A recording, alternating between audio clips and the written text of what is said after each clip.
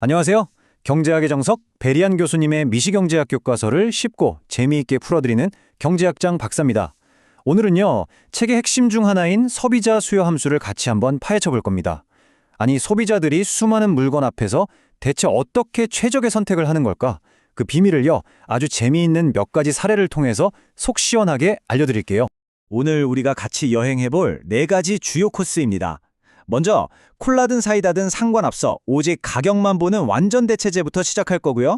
그 다음엔 왼쪽 신발 없이는 오른쪽 신발이 의미 없는 것처럼 항상 같이 다녀야 하는 완전 보완제를 살펴볼 거예요.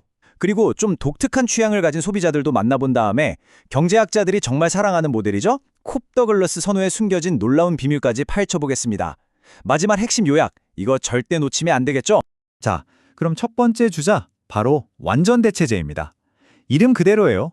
소비자한테는 두 상품이 그냥 완벽하게 똑같이 느껴지는 거죠. 뭐 예를 들어 이 생수나 저 생수나 맛이 똑같다, 이럴 때요. 이렇게 되면 소비자의 머릿속은 아주 단순해집니다. 고민할 게 없거든요. 기준이 딱 하나가 되니까요. 자, 이 그래프를 보시면요, 바로 답이 나옵니다. 주황색 선이 소비자의 만족도, 그리고 보라색 선이 예산선인데요. 최적의 선택은 정말 흥미롭게도 거의 항상 저렇게 한쪽으로 확 쏠린 모서리에서 나타나요. 왜 그럴까요? 쉽게 말해서 1번 재화가 2번 재화보다 단 1원이라도 더 싸다고 해보세요. 그럼 소비자 입장에서는 둘이 똑같은데 굳이 비싼 걸 살 이유가 없잖아? 이럴 바엔 싼 것만 몰아서 사는 게 완전 이득이지! 라고 생각하고 모든 돈을 그냥 거기에 쏟아붓는 겁니다. 방금 전에 말했던 더 싼 것만 산다는 그 단순한 논리를 수학으로 멋지게 표현하면 바로 이렇게 됩니다. 1번 재화 가격 P1이 P2보다 조금이라도 싸다. 그러면 모든 소득 M을 털어서 1번 재화만 삽니다. 반대로 P1이 더 비싸면요? 뭐 미련 없죠? 1번 재화는 그냥 연계사는 겁니다. 만약에 진짜 기적적으로 두 가격이 똑같다면 그때는 소비자 입장에선 뭘 사는 똑같으니까 예산 안에서 아무렇게나 섞어 사도 만족도는 같습니다. 그러니까 완전 대체제의 핵심은 딱 이거예요. 두 재화가 완전 대체제라면 소비자는 더 싼 것을 구매할 것이다. 정말 간단하고 직관적인 원리죠? 맞습니다. 가격이 모든 걸 결정합니다. 자, 이제 완전 정반대 성격의 소비자를 만나러 가보겠습니다. 바로 완전 보완제입니다. 왼쪽 신발과 오른쪽 신발을 생각하시면 딱 맞아요. 하나만 있어서는 아무 소용이 없고 반드시 짝을 맞춰야만 의미가 생기는 그런 재화들이죠. 이 독특한 L자 모양의 그래프가 완전 보완제의 모든 걸 설명해 줍니다. 아니, 근데 왜 하필 L자 모양일까요? 한번 생각해 보세요. 오른쪽 신발은 딱 하나 있는데 왼쪽 신발만 10개가 더 생긴다고 해서 기분이 더 좋아지나요? 전혀 아니죠. 만족도가 그대로입니다. 그래서 그래프가 저렇게 수평, 수직으로만 움직이는 거예요. 결국 소비자의 최적 선택은 어디가 될까요? 그렇죠. 낭비가 하나도 없는 지점. 바로 L자가 딱 꺾이는 저 꼭지점, 즉 두 재화를 정확히 같은 수량, X1은 X2로 소비하는 지점이 될 수밖에 없는 겁니다. 이 수요 함수를 구하는 과정은요, 정말 간단한 3단계 수학 퍼즐 같아요. 첫째, 최적점에서는 무조건 X1하고 X2를 똑같은 양, X만큼 산다는 조건을 딱 걸어주고요. 둘째, 이 조건을 원래의 예산식에 그대로 쏙 집어넣는 겁니다.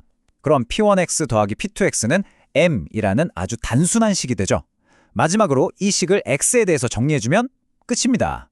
정말 논리적이고 간단하죠. 그렇게 해서 나온 결과가 바로 이겁니다.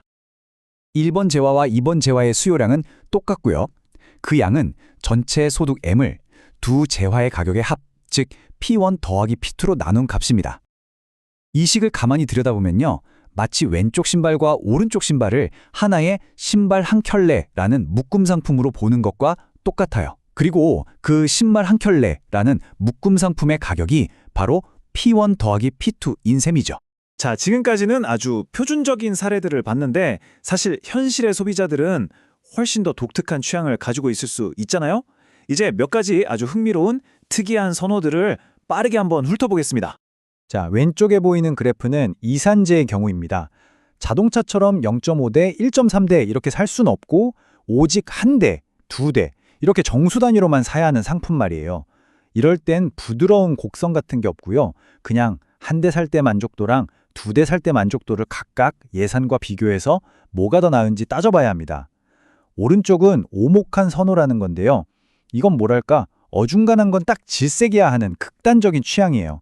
칵테일처럼 섞어 마시는 것보다 아예 소주만 마시거나 맥주만 마시는 걸 더 좋아하는 거죠. 그래서 최적 선택은 항상 둘 중 하나에 몰빵하는 경계점이 됩니다. 자, 이 특이한 케이스들을 정리해 볼까요?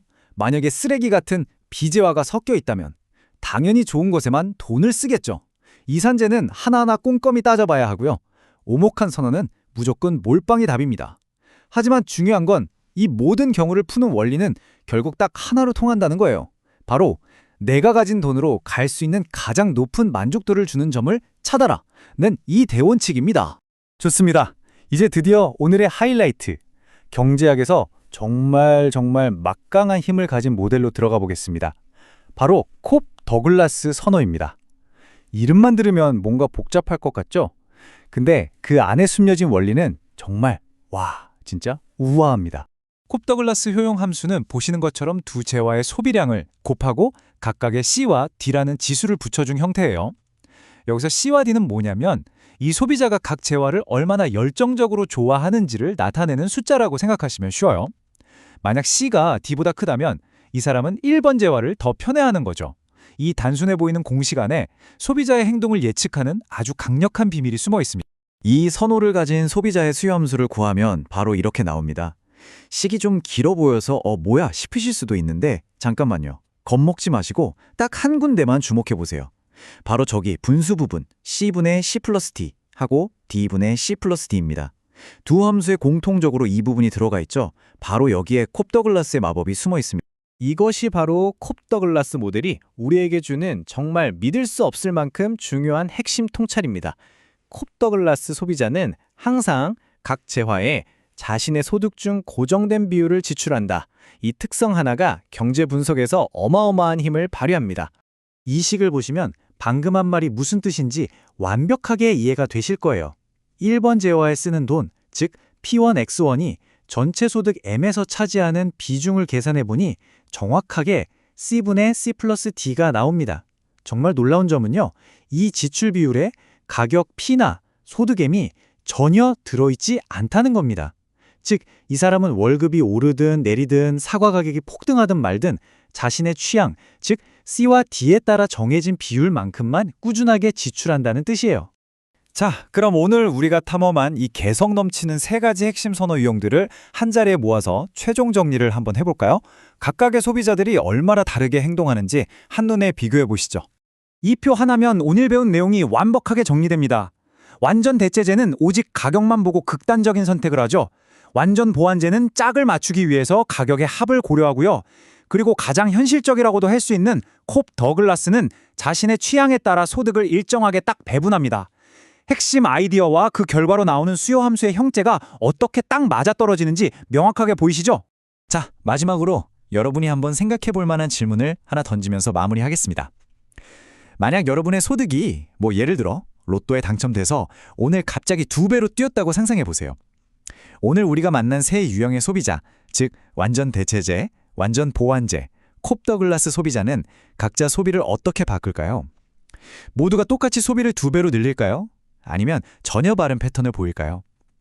오늘 배운 수요 함수들을 떠올리면서 이 질문에 대한 답을 한번 고민해 보시면 소비자 이론을 훨씬 더 깊이 그리고 재밌게 이해하게 되실 겁니다.